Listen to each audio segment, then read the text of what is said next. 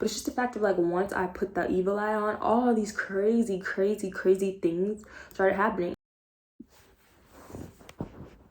Okay, so I'm gonna do a story time today because I want to try to post every day for December, like how everyone's doing for Vlogmas, even though it's just gonna be a bunch of random stuff. I think I'm gonna make this story time about the time my car was stolen last year after moving to Atlanta. All right, so basically last year in like around September, October, me and my boyfriend decided to leave Florida and go to Atlanta, right?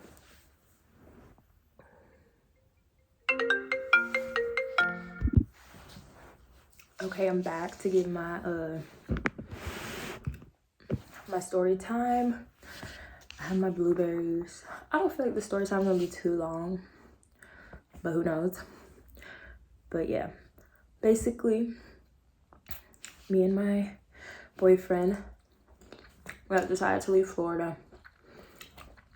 I was over it. I was living with my friend at the time. He was living with a friend. And we were both over not having our own place and stuff. And I was just like, okay, feeling like a change of scenery would just be more beneficial. So I was like, let's go to Atlanta. There's a lot to offer me as far as fashion, which what I do, music is what he does. So he's hitting up his friends and he gets us a place with his friend who basically was gonna give him like the sublease. So we get there. This apartment is in East Atlanta. What is the road called? It's near Panola. I'm drawing a blank on the exit. It's the one right after Panola Road. I don't know why I'm drawing a blank on it. But yeah, gated neighborhood, whatever, moderate neighborhood. The apartment was trash.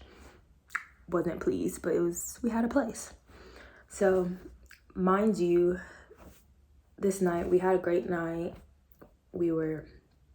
Which is probably like honestly why everything that happened. Basically, we get in that night, have a good night. And the next morning I am starting a new job. I just got a job. So I get ready, like everything's fine. I'm looking for the keys, like ready to go, right? I'm like, where are my keys? Like, where are the keys to the car? And we're like, did we ever, we're looking around, looking everywhere. I go look, there's no keys on the door. I go look outside. Mind you, my car is gone. It's gone. It's literally gone. Like, so we had left the keys in the door from the night before when we came in, which mind you, I've done this plenty of times before. It's not smart. It's not ever a thing you think you'd have to worry about. But mind you, we had just come to Florida. We're in a new environment in Atlanta.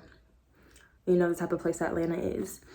So mind you, I can't get to work. I have no car. My car is gone. I literally go outside and there's nothing. Because we had literally parked the car right in front of the entrance to walk into the apartments. So I have to call the police, of course, give them a report, all of that. It's very discouraging. But of course, I'm not getting too upset because we left the keys in the door of the apartment. So fast forward, I have to get a rental. Mind you, that ends up being another story on its own about that. But I had to get a rental. I had to call work. First thing I did was call the job and tell them like, hey, like I know I'm supposed to start today. I can't come in because my car was stolen. Like I have no way to get there. So I filed a police report. There's nothing more I can do. Eventually I get rolling with a rental. Mind you, there's nothing, like I don't really have anything of value in my car. So it's like I'm not worried about that. But it's just the fact of like my stepdad's like, go ahead and like tell the insurance, all these things, because if it's in fact, in a crime, you know, that's gonna fall back on me. So mind you, weeks pass. I think this happened in October. I didn't end up getting my car back until November. But basically all of that happened just for the car to be found, right? Sitting on the side of the road, not far from the apartment complex I was stolen from. Doors locked, no keys in the ignition. So my theory was that this person was obviously gonna come back for the car, because why would you just leave a car locked with nothing, no keys or nothing? So mind you, I had to get a whole new set of keys, key fob, which cost me $500. That was the first expense, right? I was so mad because like I get my car back, they'd rummaged through everything, gone through everything, thrown my stuff everywhere.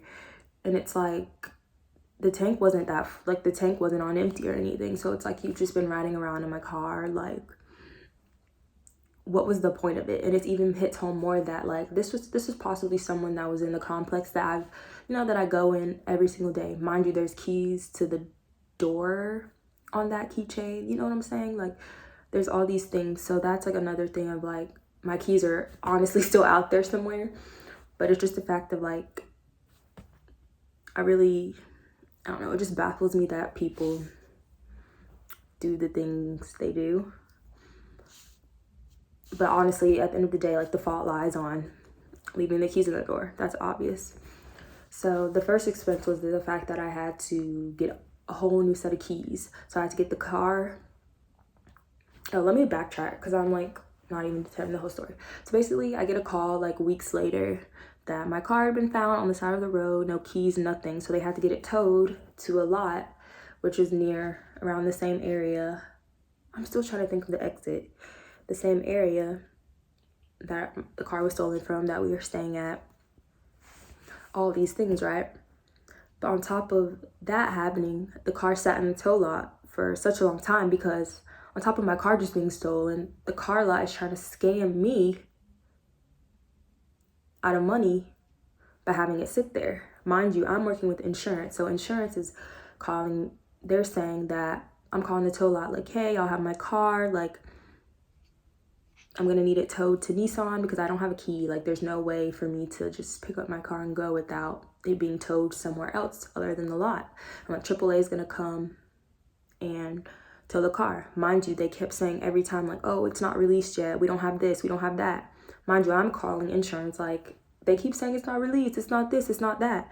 So it's like all a big circle of scamming.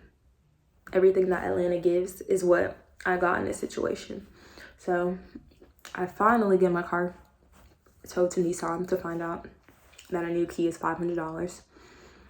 And they're only gonna cover, I think they didn't even cover that much of it insurance-wise. So that was my first like frustration with the situation. And then it comes to the rental car situation. Mind you, I had a rental car that whole time, like, which was I'm very grateful that I had the insurance and all the things to be able to keep rolling and going to work. So, mind you, I get to the insurance place to turn in my car. Come to find out, there's a huge dent on the right side, the passenger side of the car, that I didn't notice this whole time I'm driving it. It's literally on the side that you wouldn't notice that. Like, I don't walk on that side to get in the car to drive it. So the lady's like, oh yeah, like, I see that there's this huge like dent there. And I'm like, what? Like, she's like, yeah, I'm gonna have to file a claim because she like put up her little thing that's like, it was way outside of the radius of something that could just be like, brushed off. So mind you, they took my security deposit. And then on top of that, I had to file another claim with insurance because there was a huge dent in the rental, costing me more money. So basically that whole situation, it really tampered like a lot of my spirits at the end of last year. On top of the situation with, we're not even in a stable living place. Money's not stable. I'm working a pretty simple job, like,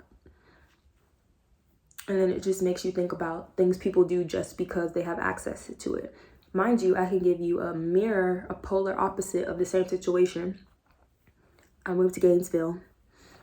Leave the keys in the door again. Another stupid mistake. And the thing, we're gonna knock. Oh, you left your keys in the door. And it's just like, if people had just had the common courtesy to like let us know that, or even like leave the keys there to the next day, but the fact that you want to take the keys, take my car, just for you to leave it somewhere with no damage, no nothing, like, why? Like, why? I couldn't get to work. I'm missing money. It's costing me more money because people are trying to scam me out of money because they're holding my car, which is their job. I'm doing everything. I'm calling people to make sure everything's good, you know, so I can get my car back, so I can finally get back to rolling in my car. And then it's just like, I don't know. But honestly, I kind of attribute the whole thing to, basically I had an evil eye. Maybe I should make this a story time about like how like I got an evil eye charm. Like I made it, right? When I was in Florida, I got this like evil eye.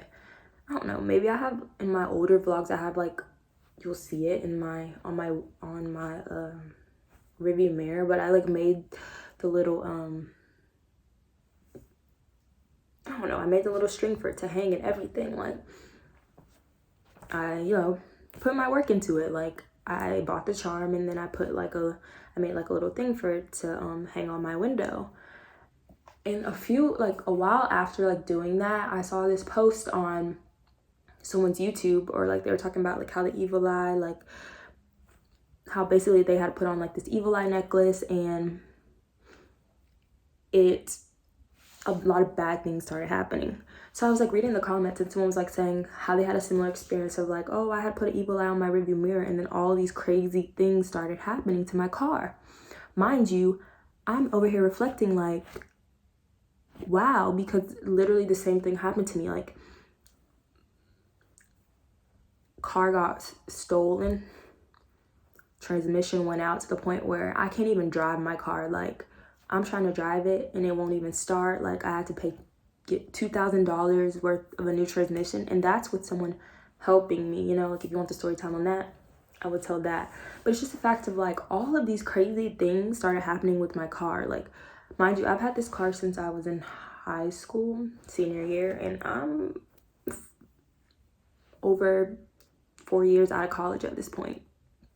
I graduated 2018, graduated high school 2014. So it's like, I've had this car for so long. It's a Nissan Sentra. Like, you know how Nissans are, they're pretty reliable, all these things.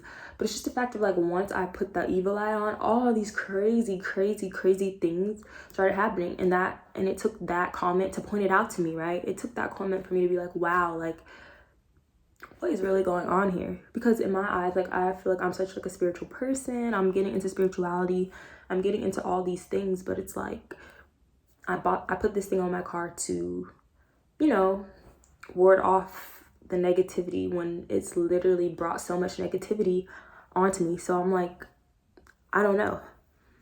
It's just a fact of like, but I also feel like through that situation, it showed me a lot about certain people, certain things, certain situations. It really forced me to like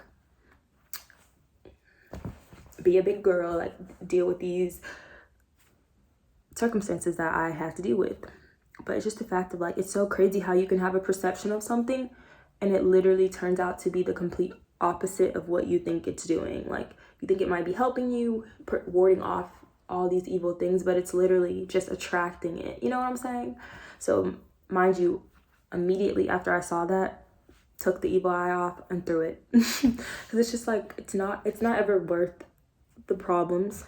It's not to say that I stopped having problems after that, but it's just like, it makes you wonder, like, I've never had these issues before, but now I'm having all these issues, you know. And this is coming at a time in my life where my car is really important. Like I'm using it to make money, using it to travel, get to work. Like a situation like that really shows you what it, you know, it makes you appreciate the things that you have. Basically that's it. about my car being stolen. If I have anything to add to this as far as like photos or anything, I would try to. Basically, the person was never caught. To this day, I don't know who it was, if it was someone who was living around where we were staying, or if it was just a random person who got lucky and saw the keys. But it's just a fact of like, I'll never know, you know. But yeah, that's just one of the life stories I have to tell for later. And mind you, looking back on it, it's like, yeah. But in that moment, it's so frustrating when, especially when it was found completely fine, and I know in my heart that they were going to come back for it and keep trying to probably use it, you know, for their own will. So, just a story.